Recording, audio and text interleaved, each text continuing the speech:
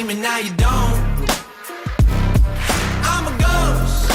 Oh my God, please be funny. I want you to be funny. Thank you so much, ladies and gentlemen. I was here 5 years ago, actually. Lots changed since, well, not that much has changed, but I'm still not married, still no kids. I did become an uncle for the 5th time. But don't applaud that. Who cares about being an uncle? Uncles don't do anything. Have you been to the bookstore? There's a whole section on parenting. There's no uncle books. Nobody ever wrote, like, what to expect when your sister's expecting. And a lot of magazines about parenting. There's no Uncle Weekly magazine. What would an article be in that magazine? Is your nephew out of control with drugs and alcohol? Well, since it's not your problem, here's some weekend getaway ideas. Can't believe 5 years since I've been here before. 30 years since I graduated high school. I was just at my reunion. You know, Facebook has ruined the high school reunion as we know it. You used to go to a high school reunion. It was fascinating because you hadn't seen people in years. It was fun to see what happened to everyone. I went to mine. I see everybody on Facebook. I could have stayed home. I'm going up to people like, oh my God, you haven't changed a bit since that new profile pic you posted last night. Come on. That's funny. I think dating is a lot easier now. We got text messaging now. When I first started trying to date, you had to call a girl up and have what's known as a conversation. Calling girls up, I'd be shaking like a leaf. I'm like, hey, maybe we can have coffee or something. But texting is easy. I'm like a different person. I'm like, yo, baby girl, what you doing with your fine self? Why don't you shake that booty on over here? Then she gets to my apartment. I'm like, girl, you looking fine tonight. She's like, I'm standing right here. Why are you still texting me? That happened to me. Uh-oh. It wasn't me. It was not me. No. Don't worry. Don't worry. Don't worry. Keep going. Keep going. Do I keep going? No, it happened to me recently. Simon, I got a joke for you. You should have waited. You jumped the gun on this one because you're going to love this next bit. You're going to love By it? accident, I texted my cousin Sheila, come over, I'm horny. Right. But as soon as I realized what I did, I apologized. I said, oh my God, cousin Sheila, I'm so sorry. That was actually meant for somebody else, so sorry you came all the way over here. Thank you so much, everybody. Thanks, guys. How's everyone doing? You all right? Yeah. Good to be here. So the big news in my life, guys, is that I actually got engaged. How about that? That's a bit. Thank you very much. Thank you very much. Yeah, and then we broke up a while ago, but thank you. It's fine. I'm over it. Don't know why you brought it up. It's, and now everyone's telling me you've got to go dating again, Nick. You've got to go and date again. I'm like, I don't want to. It's quite a harsh dating world out there now, isn't it? Everyone knows exactly what they want. Like, women are obsessed with height, I found out recently. Like, I'm 5'9½", so I'm smashing it. But, like, women are obsessed with height. They're like, men aren't bothered about height. My ex-girlfriend was 4'11". I didn't even notice because she had amazing personality. And, but women are obsessed with height. Like, I had a date lined up with a really attractive woman. This is a while ago when I was thinner. And she messaged me just before the date. She's like, wait, how tall are you? I'm like, why? Are we going on a fairground ride? Like, why is... I actually texted that back because I'm a bit of a legend. And she goes, ideally, I need someone over 6 foot because I'm 5'6", but I often wear heels. I'm like, you can't do that, can you? Like, yeah, I'm 5'9", but I'm often on horseback. So you must be 8'2" and really good at running fast. That's what I need. Must eat mainly sugar cubes, okay? That's what I'm looking for. The other big thing is ghosting now, isn't it? Have you ever been ghosted? If you don't know what ghosting is, that's where you're messaging someone, it's going fine, then they just suddenly don't reply, and you're like, okay, guess that's that. I'm just going to walk away. It's been 6 years. I've got my pride. Do you know what I mean? That's my cut-off point, 6 years. I don't know why it's even called ghosting, because that's not how ghosts behave, is it? I mean, in my experience, ghosts outstay their welcome, if anything. I mean, they keep bothering you even after they're dead. Do you know what I mean? How needy is that?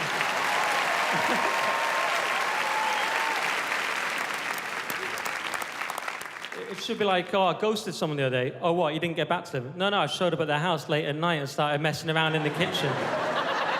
Banging pots and stuff. You're like, I think that's called stalking, mate. How boring would Ghostbusters have been? Just a 2-hour movie about people ignoring each other. Do you know what I mean? Who are you going to call? No one. I'm just going to leave it, actually. Thank you very much. Hey guys, so I want to start off real quick by saying that I'm a gay man. Sorry, ladies. No, but I do feel the need to say that, though, as a lot of people seem to mistake me for a lesbian. Yeah, apparently the man boobs kind of throw people off a little bit. Yeah, but say what you want about the man boobs, there is no greater feeling in life than getting home after a long day of work and just whipping off that bra. Am I right, ladies? Simon, you know what I'm talking about. I'm so with you. But guys, when I'm not being a lesbian, I actually work with my dad as a plumber, as I said, and safe to say that we don't get along. I think it's obvious. So basically, my dad, he never trusts me while we're there. He never does. Like, he'll ask me to go to the van to get a hammer, for example, but he'd go into full detail of what a hammer is. Like, I think he thinks I'm gonna go to the van and, I don't know, come back in like a bright pink ball gown. And be like, Dad, the craziest thing happened. Madonna was there, it was the whole thing, you wouldn't believe it. We do argue a lot at work as well. So as a way of getting like my secret revenge, I've decided to treat everything on a building site like a West End performance. Goes down the hoot, as you can imagine. So an example of this, right? My dad, he chews gum all day at work. Like, so loud, right? So what I do now, I grab the screw gun, I go up to him and I go, you pop that gum one more time. He had it coming. He had it coming. He only had himself to blame.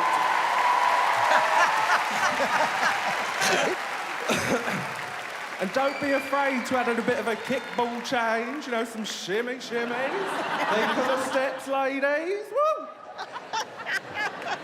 I could probably think of the steps a little bit more in life, not gonna lie to you. I am trying to lose a bit of weight, guys. I feel like it's the mature thing to do since I'm failing miserably at being an adult.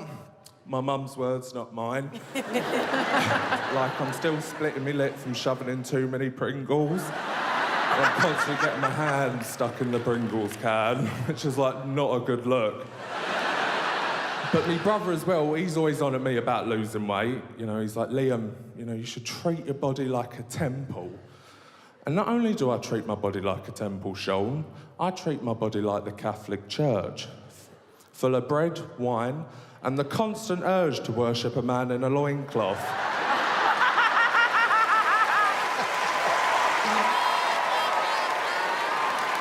Thank you guys so much, thank you. Hello everybody, you all right? I'll tell you a little bit about myself. I'm a Baptist minister, actually. Most people don't know what that is, I have to explain. It's a bit like being a vicar or a priest, but I don't wear frocks. As long as we don't count Tuesdays, because that's my day off, I can do what I want. And me and my wife are the same cup size, so that comes in handy. I'm married. I've been married for 30 years, over 30 years now. Thank you. We all know what it means. It just means my love life has become a bit like my bank card, contactless. There are other similarities I don't like to talk about. The fact that I don't have to worry about pressing any buttons. Transactions are quicker than they used to be. And I'm constantly getting declined, so...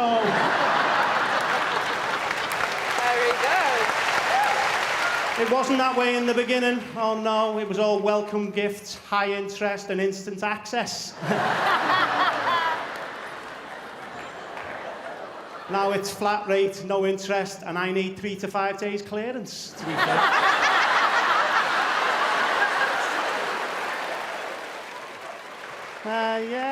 And I had to train to be a minister of a church. You can't just turn up, I had to train. I'm still on probation, to be honest. But that's kind of cool where I live, so that's all right.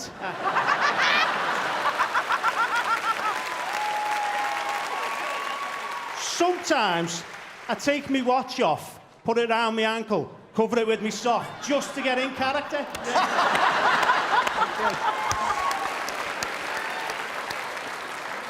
With all that training, you think I'd be good at my job, wouldn't you?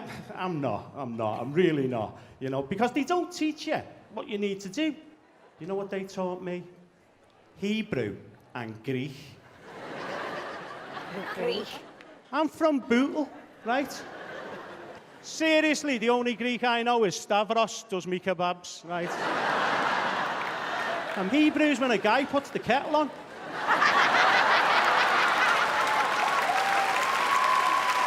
Good night, and God bless. So I love being a stand-up comedian. This is what I always wanted to do. I have had other jobs in the past, though. I used to juggle chainsaws.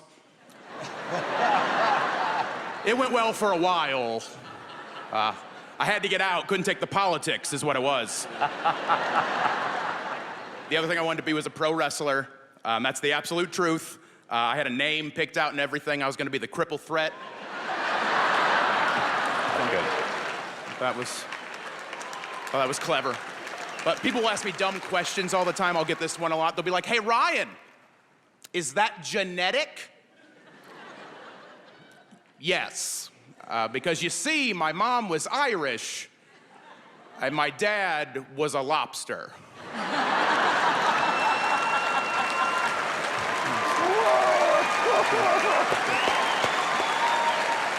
Kids are the worst, though. Oh, kids are the absolute worst, though, because kids don't have that filter. You know, if a kid says you're ugly, all right? Deal with it. Buy a hat. I don't know what to tell you. I had this 8-year-old girl recently come up to me, and if you're ever feeling pretty good about yourself, let an 8-year-old girl verbally kick you in the nuts. That'll fix that for you.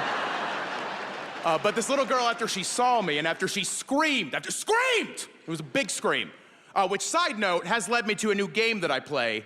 Now when I'm out in public and I see a child staring at my arms, I like to pretend that I'm discovering them for the first time, too. They're like, what are you? Oh, my God! What happened?